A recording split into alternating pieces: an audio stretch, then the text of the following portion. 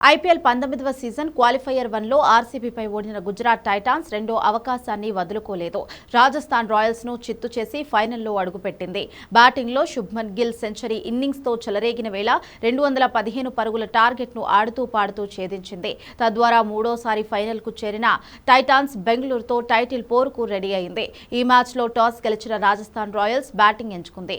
వీలైనంత భారీ స్కోర్ ప్రత్యర్థి ముందు ఉంచే లక్ష్యంతోనే ఈ నిర్ణయం తీసుకుంది.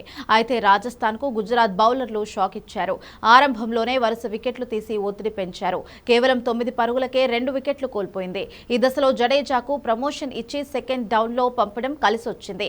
ఆరంభంలోనే 2 వికెట్లు పడిపోవడంతో వైభవ్ సూర్యవంశీ కూడా భారీ షాట్లు కొట్టేందుకు కాస్త తన సహజ శైలికి భిన్నంగా కాస్త నెమ్మదిగా ఆడాడు. అటు జడేజా కూడా హిట్టింగ్ చేశాడు. ఈ నేపథ్యంలోనే వైభవ్ మరో హాఫ్ సెంచరీ పూర్తి చేసుకున్నాడు. వైభవ్ తన కెరియర్లో అత్యంత నిదానంగా చేసిన హాఫ్ సెంచరీ ఇదే. అయితే జడేజా రిటైర్డ్ హార్డ్గా 34 పరుగుల దగ్గర పెవిలియన్ కు వెళ్లిపోయాడు. ఇక్కడ నుంచి రాజస్థాన్ వరుసగా వికెట్లు కోల్పోయింది. రియాన్ పరాగ్, షనక, ఆర్చర్ అవుట్ అయ్యారు. ఈ దశలో జడేజా మళ్లీ క్రీజులోకి వచ్చిన సూర్యవంశీకి జత కలిశాడు. దీంతో దూకుడు పెంచిన సూర్యవంశీ సెంచరీ చేసేలా కనిపించాడు. అయితే 96 పరుగుల దగ్గర భారీ షాట్ కు ప్రయత్నించి రబాడా బౌలింగ్ లో వెనుతిరిగాడు. దీంతో వరుసగా రెండో మ్యాచ్లోనూ సెంచరీ చేజార్చుకున్నాడు. వైభవ్ అవుట్ కావడంతో రాజస్థాన్ 200 చేయడం కష్టంగా కనిపించింది. చివర్లో ఫెరీరా 11 బంతుల్లోనే 38 రన్స్తో విధ్వంసం సృష్టించాడు. దీంతో రాజస్థాన్ 214 పరుగులు చేసింది. భారీ లక్ష్య ఛేదనలో గుజరాత్ టైటాన్స్ తొలి బంతి నుంచే ధాటిగా ఆడింది. ఈ సీజన్లో టైటాన్స్ విజయాల్లో కీలక పాత్ర పోషించిన ఓపెనర్లు సాయి సుదర్శన్, గిల్ మరోసారి అదిరిపోయే ఆరంభాన్ని ఇచ్చారు.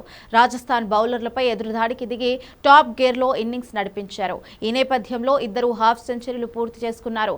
హాఫ్ సెంచరీ తరువాత గిల్ మరింత రెచ్చిపోయాడు. సాయి సుదర్శన్ కంటే తానే ఎక్కువ స్ట్రైకింగ్ తీసుకుని భారీ షాట్లతో విరుచుకుపడ్డాడు.